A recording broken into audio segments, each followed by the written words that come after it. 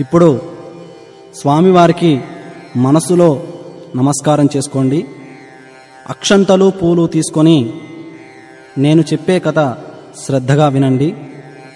కథ పూర్తయిన తర్వాత మీ యొక్క పెద్దవాళ్లతో ఆ అక్షంతలను తలపై వేయించుకోండి. ఇక కథ ప్రారంభిద్దామా?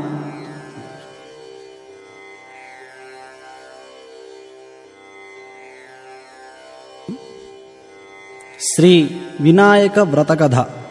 గణపతి జననం.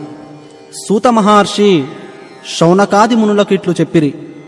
పరమశివుని గూర్చి పూర్వం గజముఖాసురుడనేవాడు తన తపస్సుచే ఆయనను మెప్పించి కోరరాని వరం కోరినాడు. తనను ఎవరూ వధింపజాలని శక్తిని శివుడు తన ఉదరం నందే నివసించవలెనని కోరినాడు. ఆ ప్రకారం శివుడు అతడి కుక్షి అందు బందీ అయినాడు. అతడు అజేయుడైనాడు. భర్తకు కలిగిన ఈ స్థితి పార్వతీదేవికి చాలా దుఃఖహేతువైనది. జగత్తుకు శంకరుడు లేని స్థితి అది.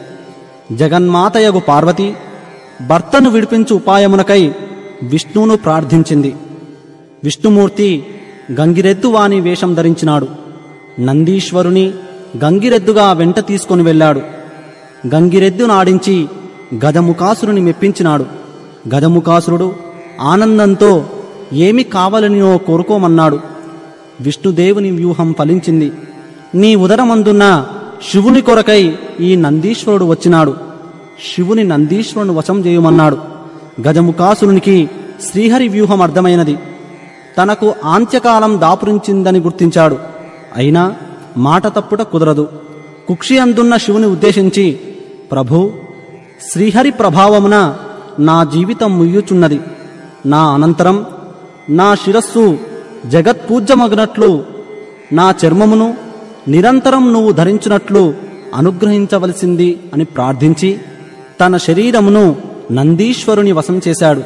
నందీశ్వరుడు అతని ఉదరమును చీల్చి శివునికి అందుండి విముక్తి కలిగించాడు. శివుడు గజముఖాసురుని శిరమును చర్మమును తీసుకొని స్వస్థనానికి వెళ్ళాడు. అక్కడ పార్వతి భర్త రాకను గురించి పరమానందంతో భర్తకు స్వాగతం పలుకుటకై సన్నాహమవుచున్నది. తనలో తాను ఉల్లాసిస్తూ స్నానాలంకారముల ప్రయత్నంలో తనకై ఉంచిన నలుగు పిండితో ఆ ఉల్లాసంలో పరధ్యానంగా ఒక ప్రతిమను చేసింది. అది చూడముచ్చటైన బాలుడిగా కనిపించింది. దానికి ప్రాణప్రతిష్ఠ చేయవలననిపించింది. అంతకు పూర్వమే ఆమె తన తండ్రియగు పర్వతరాజు ద్వారా గణేశ మంత్రమును పొందింది. ఆ మంత్రంతో ఆ ప్రతిమకు ప్రాణప్రతిష్ఠ చేసింది. ఆ దివ్య సుందర బాలుణ్ణి వాకిటనందు ఉంచి తన పనులకై లోనికి వెళ్ళింది. శివుడు తిరిగి వచ్చాడు. వాకిటనున్న బాలుడు అతడిని అభ్యంతర మందిరంలోనికి పోనివ్వక నిలువరించినాడు. తన మందిరమున తనకే అటకాయింప శివుడు రౌద్రంతో ఆ బాలుని శిరచ్ఛేదనం చేసి లోనికి వెళ్ళాడు. జరిగిన దానిని చూసి పార్వతి విలపించింది. శివుడును చింతించి వెంటనే తన వద్దనున్న గజముఖాసురుని శిరమును ఆ బాలుని మొండెమునకు అతికించి ఆ శిరమునకు శాశ్వతత్వమును త్రిలోక పూజ్యతను కలిగించాడు. గణేశుడు గజాననుడై శివపార్వతుల ముద్దుల పట్టి అయినాడు. విగత జీవుడైన గజముఖాసురుడు అనింద్రుడై మూషిక రూపమున వినాయకునికి వాహనమై శాశ్వత స్థానమును పొందాడు. గణపతిని ముందు పూజించాలి. గణేశుడు అగ్రపూజ్యుడు, ఆదిదేవుడు, విఘ్నేశ్వరుడు. కాని ప్రకృతి గజాననమూర్తి మాటేమిటి? ఆ గజానునికి ఆ స్థానం కలగవలసి ఉంది. శివుని రెండవ కుమారునిగా వెలసిన కుమారస్వామి తనకు ఆ స్థానమును కోరినాడు. శివుడు ఇరువురికి పోటీ పెట్టినాడు. మీలో ఎవరు ముల్లోకముల్లోని పవిత్ర నదీ స్నానము చేసి ముందుగా నా వద్దకు వచ్చెదరో వానికి ఆధిపత్యం లభిస్తుందన్నాడు. కుమారస్వామి చురుకుగా సులువుగా సాగివెళ్లాడు. గజాననుడు మిగిలిపోయినాడు. త్రిలోకముల పవిత్ర నదీ స్నాన ఫలదాయకమగు ఉపాయమర్దించాడు. వినాయకుని బుద్ధి సూక్ష్మతకు మురిసిపోయిన పరమశివుడు అట్టి ఫలదాయకమగు నారాయణ మంత్రమును అనుగ్రహించాడు. వారములు అనగా జలములు, జలములన్నీయు నారాయణుని ఆధీనములు అనగా ఆ మంత్ర ఆధీనములో మంత్ర ప్రభావమున ప్రతి తీర్థ స్నానమందున కుమారస్వామి కన్నా ముందే వినాయకుడు ప్రత్యక్షమయ్యాడు. వినాయకునికే ఆధిపత్యం లభించింది. చంద్రుని పరిహాసం. గణేశుడు జ్ఞానస్వరూపి, అగ్రపూజ్యుడు, జగద్వంజుడు. ఈ విషయమును విస్మరించిన చంద్రుడు వినాయకుని వింత రూపమునకు విరగబడి నవ్వాడు. అందులకు పార్వతీదేవి చంద్రుణ్ణి చూసి శపించింది. అందువలన చంద్రుని యొక్క మాన్యత నశించింది. అతడి పట్ల లోకము విముఖత వహించాలి, అనగా అతడిని చూడరాదు. చూసిన ఎడల నీలాపలిందలు తప్పవు. చంద్రునికి కలిగిన శాపము లోకమునకు కూడా శాపమైనది. లోకులు చంద్రుని చూడకుండా ఎట్లా ఉంటారు? నీలాపనిందల మధ్య జీవితములు ఎలా సాగుతాయి? చంద్రుడు జరిగిన పొరపాటుకు పశ్చాత్తాపం చెందాడు. లోకులని ఈ శాపం నుండి విముక్తికై దేవదేవుని ప్రార్థించాడు. కరుణామయుడగు ఆ దేవుడు విముక్తికై ఉపాయం సూచించాడు. భాద్రపద శుద్ధ చవితి నాడు తన పూజ చేసి లేదా కథను చెప్పుకొని అక్షంతలు శిరమున ధరించిన ఎడల నిష్కలంక జీవితంలో సాధ్యమగునని అనుగ్రహించినాడు. ఇది నిజమని అందరికీ చెప్పబడినది. దీని అందు పొరపాటు జరిగితే ఎంత వారికైనా నీలాపనిందలు తగవని శమంతకమోపన్యాసం ద్వారా చెప్పబడింది. ఒకానొక వినాయక చతుర్థి సందర్భమున శ్రీకృష్ణ పరమాత్మ పాలలో చంద్రబింబం చూచుట సంభవించింది. దాని దుష్ఫలితము ఆయనకునూ తప్పలేదు. సత్రాజిత్తు అనేవాడు సూర్యోపాసనచే శమంతకమని మణిని సంపాదించాడు. దినమునకు 8 బారుల బంగారం నీయగల మణి అది. అంతటి శక్తివంతమైన మణి పరిపాలకుని వద్ద ఉండదగినది కాదని ధర్మజ్ఞుడు శ్రీకృష్ణుడు భావించాడు. ఆ విషయము సత్రాజిత్తునకు సూచించినాడు. అతడికి ఆ సూచన రుచించలేదు. అనంతరం సత్రాజిత్తు తమ్ముడగు ప్రసేనుడు విలాసంగా ఆ మణిని ధరించి వేటకై అడవికి వెళ్ళినాడు. అది అతడికి నాశనహేతువైనది. ఆ మణిని చూసి మాంసఖండమని భావించి సింహమొకటి అతడిని వెంటాడి చంపి మణిని నోట కరుచుకొని తీసుకొని పోయింది.